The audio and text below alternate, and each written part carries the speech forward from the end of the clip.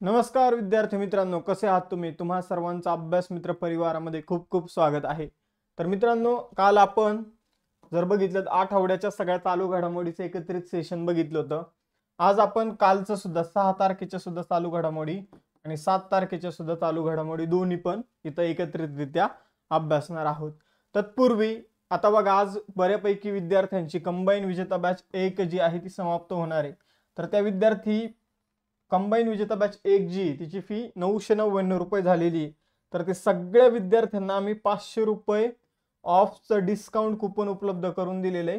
तुम्ही ती बॅच परत जॉईन करू शकता किंवा विजेता बॅच 2 मध्ये ऍडमिशन घेऊ शकता. त्याचबरोबर RRB ग्रुप डी ची जी काही रेल्वेची परीक्षा होणार आहे, ठीक आहे, मोठ्या प्रमाणावर वॅकन्सी ज्या आहे त्या आलेल्या आहे. आपल्याला काय करायचं आहे, महाराष्ट्रातील विद्यार्थ्यांचा यामध्ये टक्का वाढवायचा आहे. यासाठी आपण एक 6 महिन्याची बॅच सुरू करत आहोत ग्रुप डी साठी, ज्याची फी फक्त 699 रुपये असणार आहे. तर केंद्र पातळीवर सुद्धा महाराष्ट्रातील विद्यार्थ्यांचा डंका वाजला पाहिजे, यासाठी अभ्यास मित्र प्रयत्न करत आहे.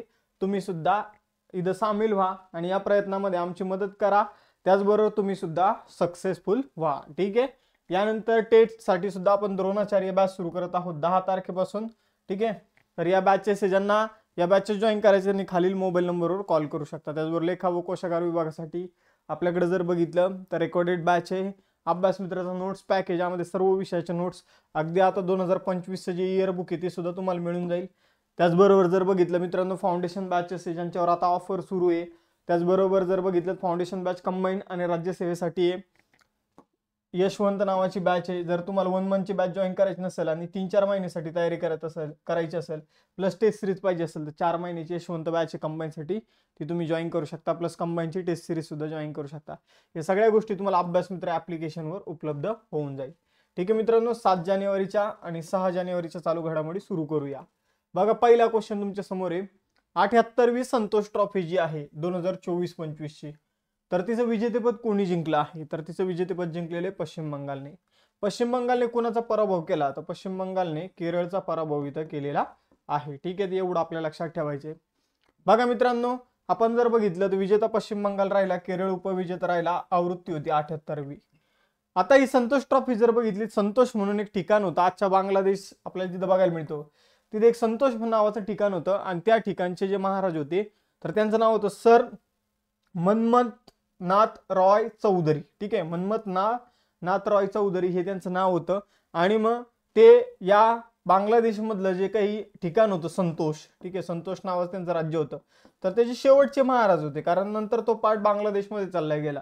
तर मग त्यांच्या स्मरणार्थ ही संतोष ट्रॉफी जी आहे ती सुरू करण्यात आलेली आहे. संतोष या ठिकाणाचे शेवटचे महाराज मनमथनाथ रॉय चौधरी यांच्या स्मरणार्थ ही ट्रॉफी सुरू झाली. आपण जर बघितलं तर 1941 मध्ये ही पहिली ट्रॉफी खेळली गेली आणि तिचं विजेतेपद जे आहे ते कोणी जिंकलेलं आहे? तर ते पहिल्या ट्रॉफीचं विजेतेपद पश्चिम बंगालने जिंकलं होतं. एवढं तुम्हाला लक्षात ठेवायचं आहे.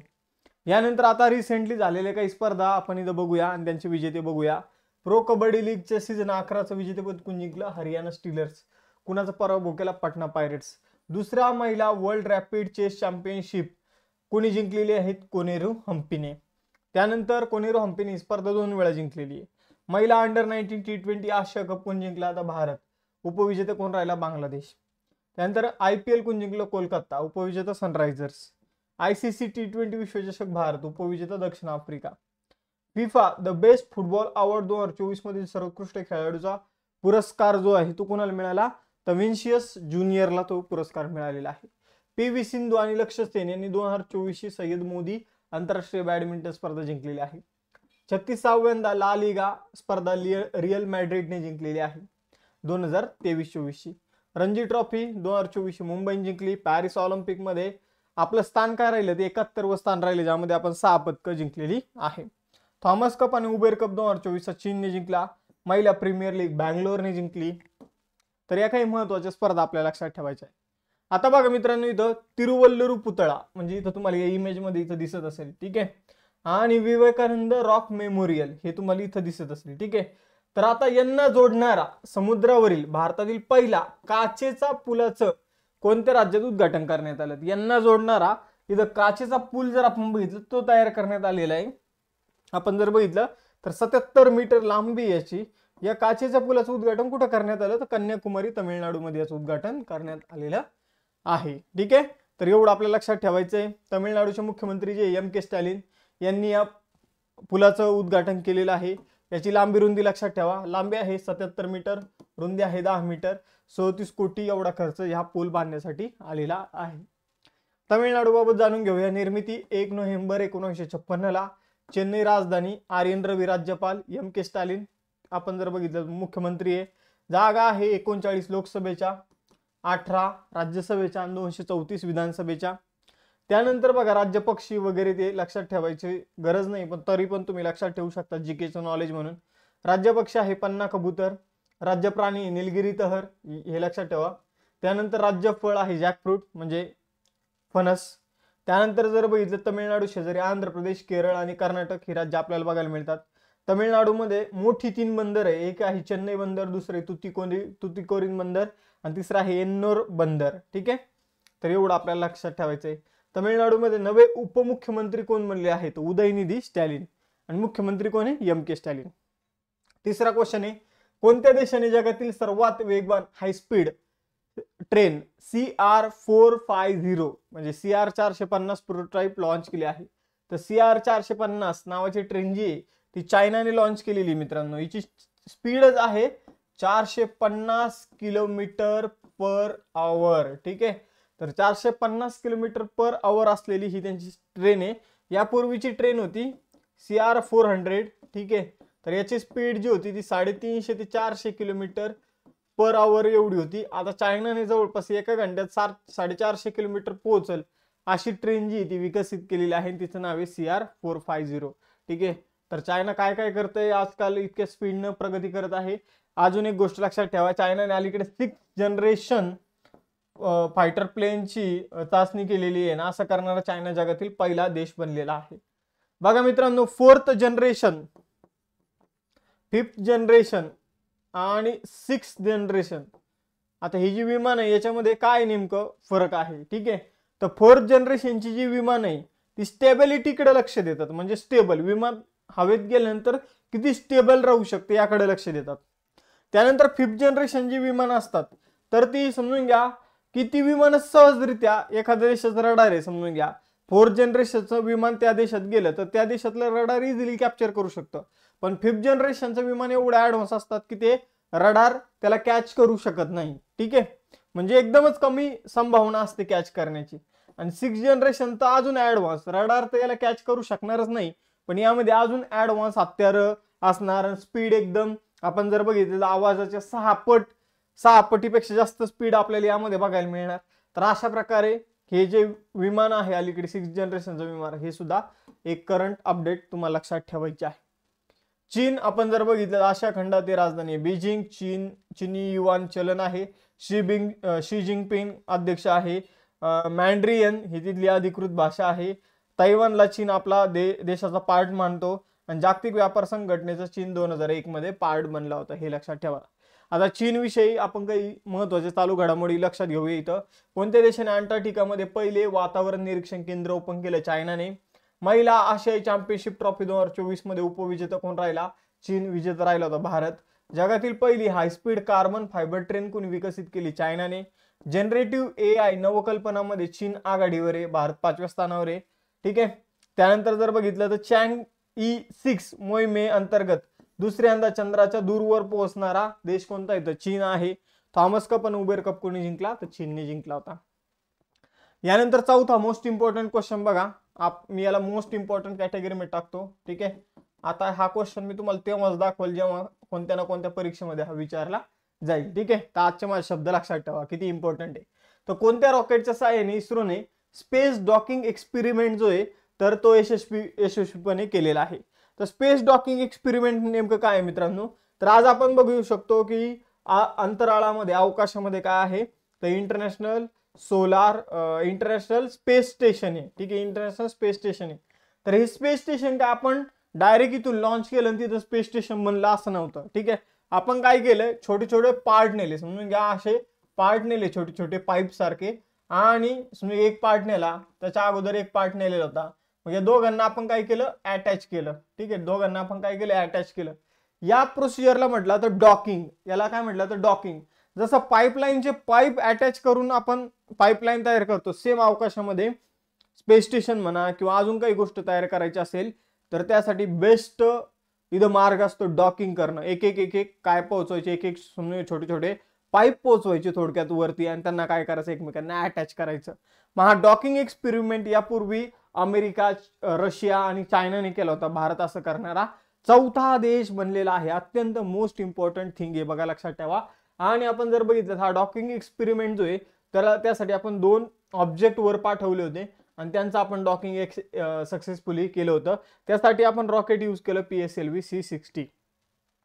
PSLVचा फुल फॉर्म जर विचारला पोलार सॅटेलाइट लॉन्चिंग व्हेकल. ठीक आहे, हे लक्षात ठेवा. त्याचबरोबर आजपासून आपण करंट अफेअरची सिरीज सुरू करणार आहोत. रात्री जर आपण बघितलं 8:30 वाजता हजर राहायचंय आपल्या युट्यूब चॅनलवर रात्री. ठीक आहे, आता रात्री जर बघितलं तर आपण मल्टीलाइनर क्वेश्चन बघणार आहोत 2024 या वर्षातील. ठीक आहे, तर एवढं तुम्हाला लक्षात ठेवायचं. यानंतर आपण जर बघितलं तर हे उपग्रह किंवा हे जे छोटे ऑब्जेक्ट होते ते 220 किलो वजनी होते, एवढं लक्षात ठेवा. हे रॉकेटचं लॉन्चिंग कुठून करण्यात आलं होतं, श्रीहरिकोटा या ठिकाणावरून करण्यात आलं होतं. भारतीय अंतराळ संस्थेची स्थापना 1969 मध्ये करण्यात आली. बेंगळुरू येथे मुख्यालय आहे. एस सोमनाथ अध्यक्ष आहे इस्रोचे.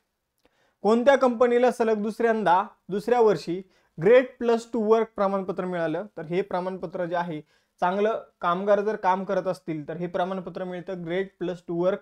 हे स्टील अथॉरिटी ऑफ इंडिया लिमिटेडला म्हणजे सेलला मिळालेलं आहे. ठीक आहे, एवढं तुम्हाला लक्षात ठेवायचं.